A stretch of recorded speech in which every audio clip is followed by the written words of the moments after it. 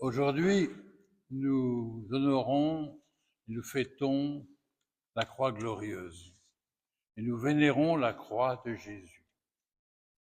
Cette fête se rattache à la dédicace de la basilique de la Résurrection érigée sur le tombeau du Christ en 335.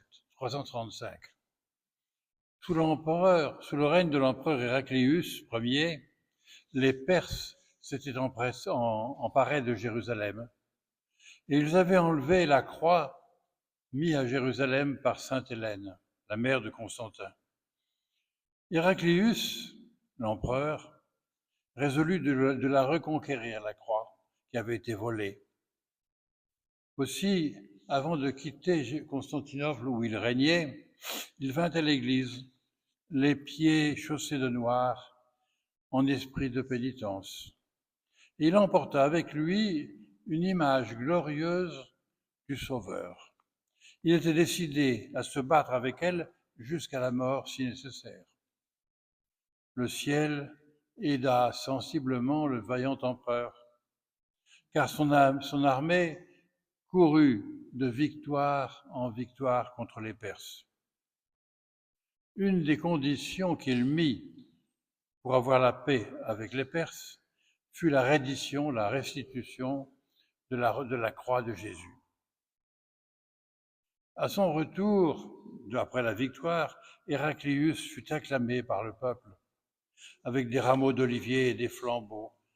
Et la vraie croix retrouvée fut honorée à cette occasion avec un magnifique triomphe public. L'empereur voulut retourner à Jérusalem, faire reporter ce bois sacré de la croix. Arrivé dans la cité sainte, il se chargea lui-même de la relique précieuse sur ses épaules. Mais devant la porte qui mène au calvaire, il lui fut impossible d'avancer, à son grand étonnement et à la stupéfaction de tous. Prenez garde, ô empereur, lui dit le patriarche Zacharie, sans doute votre vêtement impérial n'est-il pas assez conforme à l'état pauvre et humilié de Jésus portant sa croix. L'empereur quitta donc ses ornements impériaux, ôta ses chaussures, et vêtu en pauvre, il put alors monter sans difficulté jusqu'au calvaire et y déposer la croix de Jésus. Et pour donner plus d'éclat à cette marche triomphale, Dieu permit que plusieurs miracles furent opérés avec le bois sacré, à la suite de quoi fut instituée la fête de l'exaltation de la Sainte Croix pour faire se souvenir de cet événement heureux. Bien sûr, la dévotion à la croix est antérieure à la fête. C'est l'amour et la foi de Héraclius, l'empereur, qui a repris la manière de faire de la mère de Sainte Hélène, qui avait découvert la croix. Elle avait découvert la croix, et alors, quand elle a découvert la croix, elle a trouvé la croix du Christ et la croix des deux larrons. Alors, elle mit successivement un mourant, ou un mort même, je crois, sur les croix successives. Et quand il l'a mis sur la croix du Christ, le mort ressuscita, à la stupéfaction de tous. Les chrétiens, depuis l'origine, ont vu dans la croix le signe de l'espérance du royaume, puisque c'est Jésus-Christ qui a offert son sacrifice pour l'expiation de tous nos péchés, des péchés, de chaque péché de nous, et qui nous a donc ouvert le ciel. Dans un célèbre sermon, Saint Jean Chrysostome dit ceci: « Vois-tu cette victoire admirable?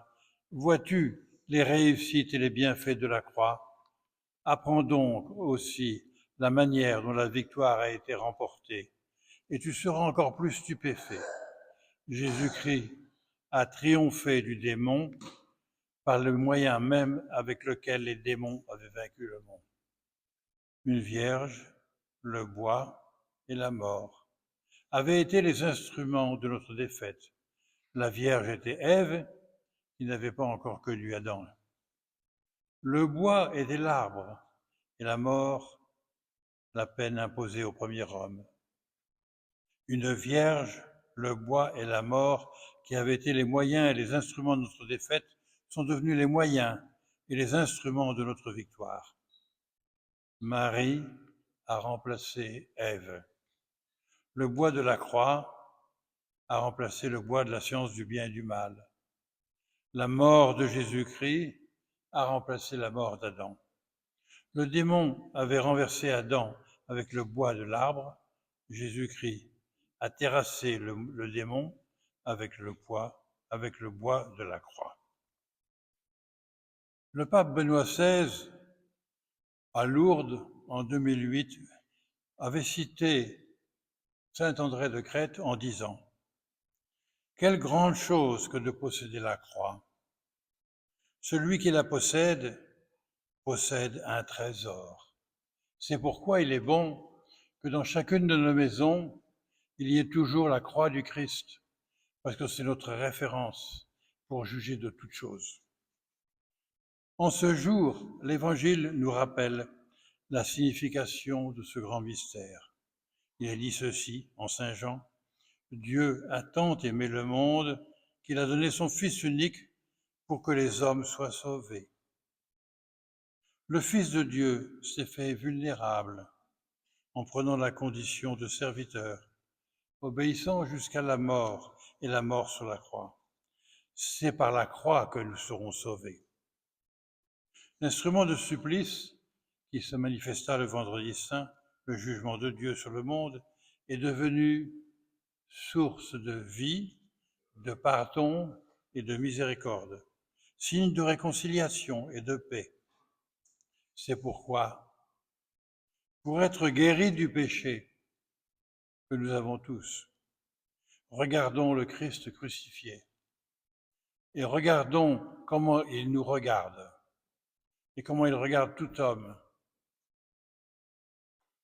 En levant les yeux vers le crucifié, nous adorons celui qui est venu enlever les péchés du monde et nous donner la vie éternelle. L'Église nous invite à élever avec fierté cette croix glorieuse pour que le monde puisse voir jusqu'où est allé l'amour du crucifié pour les hommes, pour chacun de nous. Elle nous invite à rendre grâce à Dieu, parce que d'un arbre qui a porté la mort a surgi à nouveau la vie. C'est sur ce bois que Jésus nous révèle sa souveraine majesté, nous révèle qu'il est exalté dans la gloire. Oui, venons, adorons-le. Au milieu de nous se trouve celui qui nous a aimés jusqu'à donner sa vie pour nous, celui qui invite tout être humain à s'approcher de lui avec confiance. Et il répète, « N'ayez pas peur ». Si mon souvenir est bon, on trouve dans la Sainte Écriture 3 fois, 365 fois, comme pour chaque jour de l'année, cette parole « N'ayez pas peur ». C'est ce grand mystère que Marie nous confie aussi ce matin, en nous invitant à nous tourner vers son Fils. Demain, c'est Notre-Dame des Sept Douleurs. Lors de la première apparition à Bernadette, la Sainte Vierge a commencé par faire le signe de la croix avant de parler. Plus qu'un simple signe, c'est une initiation au mystère de la foi que Bernadette, Sainte Bernadette, reçoit de Marie. Le signe de la croix est en quelque sorte la synthèse de notre foi, car il nous dit combien Dieu nous a aimés. Il nous dit que dans le monde, il y a un amour plus fort que la mort, plus fort que nos faiblesses et nos péchés. Et nous ne devons jamais avoir peur d'avoir péché. Nous devons simplement nous tourner vers Jésus, nous approcher de lui et lui demander dans le sacrement de pénitence le pardon de nos péchés. Il nous pardonne, comme il dit à la femme, va et ne pêche plus. La puissance de l'amour est plus forte que le mal qui nous menace. C'est ce mystère de l'universalité de l'amour de Dieu pour tous les hommes que Marie est venue nous rappeler, ici à Lourdes. Elle invite tous les hommes de bonne volonté, tous ceux qui souffrent dans leur cœur et dans leur corps, à lever les yeux vers la croix de Jésus pour y trouver la source de la vie, la source du salut. C'est pourquoi il est si important que nous ayons dans nos maisons au moins une croix que nous regardons et nous pouvons lui demander son secours. Saurons-nous comprendre que dans le crucifié du Golgotha, c'est notre dignité d'enfant de Dieu, ternie par le péché qui nous est rendu. Tournons nos regards vers le Christ. C'est lui et lui seul qui nous rendra libres pour aimer, car il nous aime pour reconstruire un monde réconcilié avec Dieu. Car sur cette croix, Jésus a pris sur lui toutes les souffrances, toutes les injustices de notre humanité. Il a porté les humiliations et les discriminations, les tortures subies en de nombreuses régions du monde par tant de nos frères et de nos sœurs, par amour du Christ Jésus. Nous les confions à Marie, mère de Jésus et notre mère, présente au pied de la croix. Et Jésus dit à Saint Jean, il dit, voici ta mère. Et ainsi, cette parole est dite à chacun d'entre nous. Voici ta mère, la très sainte Vierge Marie, l'Immaculée. Lors des apparitions à l'île Bouchard en 1947, la très sainte Vierge a enseigné à Jacqueline, la plus âgée des voyantes, comment faire le signe de croix. C'est très émouvant.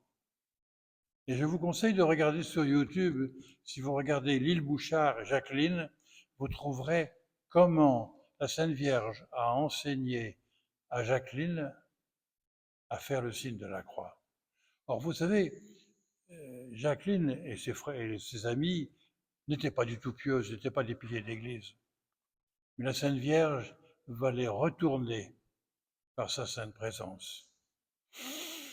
Ainsi, nous avons, à travers l'enseignement de la Sainte Vierge à Jacqueline, un enseignement pour chacun d'entre nous.